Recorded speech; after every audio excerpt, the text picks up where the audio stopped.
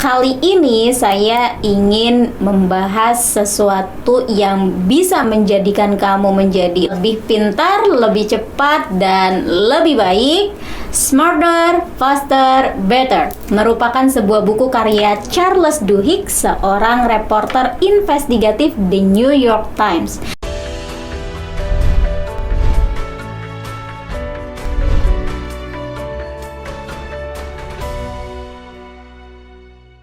Assalamualaikum warahmatullahi wabarakatuh. Halo sobat, jumpa lagi di Ruang Insight bersama saya Ismi Sayida. Kali ini saya ingin membahas sesuatu yang bisa menjadikan kamu menjadi lebih pintar, lebih cepat, dan lebih baik. Smarter, Faster, Better merupakan sebuah buku karya Charles Duhigg, seorang reporter investigatif The New York Times. Ia lulusan Harvard Business School dan Yale College. Tak hanya itu, ia juga pernah meraih penghargaan National Academy of Science, National Journalism, dan George Polk. Ia juga penulis dari buku laris The Power of Habit. Apa yang dibahas? Dalam buku ini akan dibuka rahasia menggerakkan produktivitas sejati. Produktivitas sejati tidak hanya tentang bekerja lebih banyak dan lebih lama. Produktivitas sejati merupakan sesuatu yang membuat pilihan-pilihan tertentu dalam hidup kamu dengan cara-cara tertentu sehingga kamu benar-benar bisa produktif dan tidak hanya sekedar sibuk. Penting ya. Oke, karena dengan kamu memahami arti produktivitas dan bagaimana mengembangkan produktivitas, maka tujuan besar kamu akan bisa tercapai, baik tujuan dalam hidup maupun tujuan dalam bekerja atau menjalani profesi kamu. Hal-hal menarik yang akan kamu dapatkan dari rangkuman buku ini ada 5 poin. Pengen tahu apa aja 5 poin menarik? Di antaranya adalah bagaimana membangkitkan motivasi dalam diri kamu, mengapa perlu menentukan tujuan dengan smart, apa pentingnya mempertahankan dan memastikan diri untuk tetap fokus, apa perlunya probabilitas dalam membuat keputusan, dan bagaimana cara membuat kreativitas terus mengalir. Wah, makin penasaran nih. Oke, kita bahas poin per poin. 1. Cara membangkitkan motivasi dalam diri kamu. Salah satu tantangan terberat dalam hidup adalah bagaimana kita bisa memotivasi diri untuk bergerak lebih maju, lebih berkembang, dan lebih baik. Motivasi akan menjadi lebih mudah saat kamu mengubah suatu tugas menjadi pilihan. Dengan pilihan-pilihan, kamu bisa memiliki perasaan untuk memegang kendali dan akan membuat segala yang kamu lakukan menjadi lebih mudah. Misalnya nih, ketika kamu mendapatkan pesan untuk menghadiri sebuah rapat dalam pekerjaan, yang kemudian kamu tahu bahwa rapat tersebut biasanya membosankan dan lama, tentu rasa malas akan datang, bukan? Kewajiban menghadiri rapat. Hal-hal seperti ini yang semestinya kamu mulai tanya ke diri kamu dengan kata kenapa? Kenapa aku perlu ikut rapat?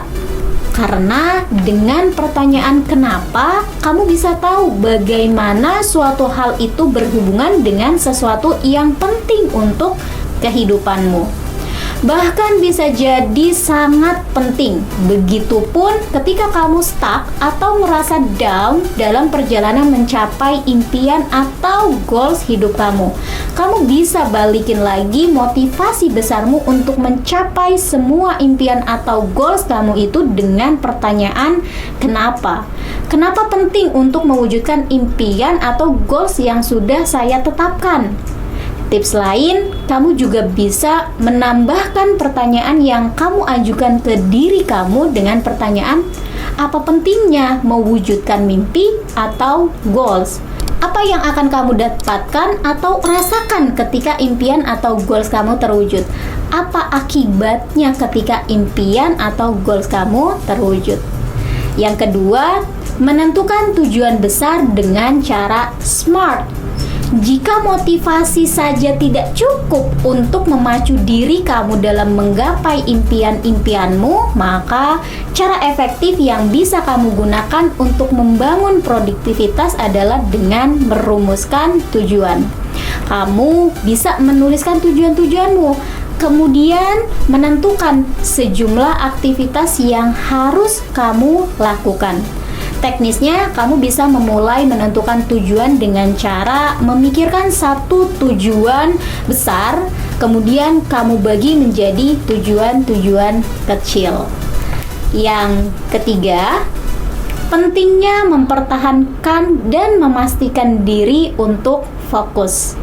Bisa jadi kita tidak menyadari bahwa berbagai situasi dalam kehidupan ini ternyata mirip seperti di dalam kokpit pesawat.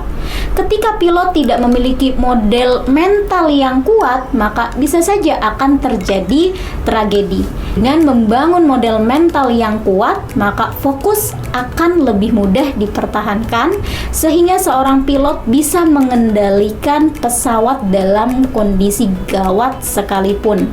Dalam contoh lain, misalnya seorang atasan mendadak menginginkan pendapatmu, tentu dalam benak kamu akan melompat kegirangan. Namun, apabila kamu tidak hati-hati dalam menyampaikan pendapat, kamu akan menyesali apa yang telah kamu katakan.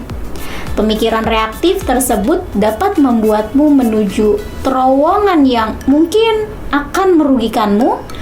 Jadi sangat penting dalam situasi apapun kamu benar-benar memikirkan apa yang hendak kamu katakan. Untuk itu, fokus diperlukan dalam membangun produktivitas. Kamu perlu benar-benar bisa mengendalikan perhatian dengan membuat model-model mental yang mengokohkanmu sebagai pemegang kendali. Kamu bisa melakukannya dengan cara membayangkan apa yang akan terjadi. Kamu bertanya pada dirimu tentang hambatannya seperti apa, mencegahnya bagaimana, dan buat dalam cerita yang kamu harapkan terjadi. Kuncinya adalah paksa diri kamu untuk berpikir agar kamu bisa mempertahankan dan memastikan diri untuk tetap fokus, sehingga dapat membantu produktivitas yang kamu inginkan. Yang keempat, jadikan probabilitas sebagai dasar pengambilan keputusan. Setelah kamu berhasil mengerjakan tujuan besar dan tujuan kecil dengan SMART, telah membuat model mental agar mendapatkan fokus dan mengetahui cara memperbaiki motivasi, tapi terkadang masih saja ada hal yang bisa menggagalkan rencana-rencanamu.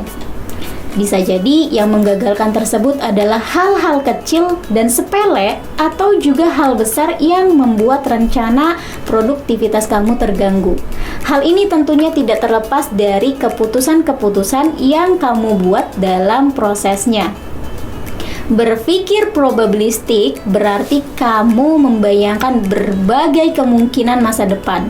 Berpikir tentang kemungkinan keberhasilan dan kegagalan sehingga kamu bisa mengembangkan intuisi untuk mendekati kenyataan. Siapapun bisa belajar melakukannya dengan melatih diri untuk membuat prediksi-prediksi kecil setiap hari sehingga bisa membantu kamu untuk membuat keputusan-keputusan yang lebih baik tentunya. 5. Cara membuat kreativitas kamu terus mengalir. Ahli sejarah mengatakan bahwa banyak temuan dari Thomas Alva Edison merupakan buah impor gagasan dari satu bidang sains ke bidang lain, seperti menggunakan pengetahuan daya elektromagnetik dari industri telegraf, telepon, fonograf, dan bidang sains lainnya. Tentu bukan hal baru jika sebuah inovasi bisa dibuat dengan mengkombinasikan gagasan lama dengan cara-cara yang baru sehingga bisa menyulut kreativitas. Atau mungkin inovasi bisa dibuat dengan mencampurkan gagasan-gagasan baru dengan cara-cara baru. kamu perlu memahami bahwa proses kreatif memang merupakan sebuah proses yang panjang, sesuatu yang diuraikan dan dijelaskan. Hal itu penting karena siapapun bisa menjadi kreatif dan bisa menjadi perantara inovasi. Itu dia 5 cara untuk menjadikanmu lebih pintar, smarter, lebih cepat, faster, dan lebih baik, better. Teman-teman, sahabat semua yang senantiasa nonton ini video-video di Ruang Insight Channel, semoga video kali ini bermanfaat. Dan jika kamu merasa video ini bermanfaat, silakan share ke teman-teman kamu yang lain, ke kerabat-kerabat kamu, supaya mereka juga mendapatkan manfaatnya. Dan jangan lupa untuk like, comment, share, subscribe buat kamu yang belum subscribe, dan nyalakan loncengnya supaya tidak ketinggalan video-video terbaru dari Ruang Insight Channel. Oke, sekian dari saya. See you. Wassalamualaikum warahmatullahi wabarakatuh.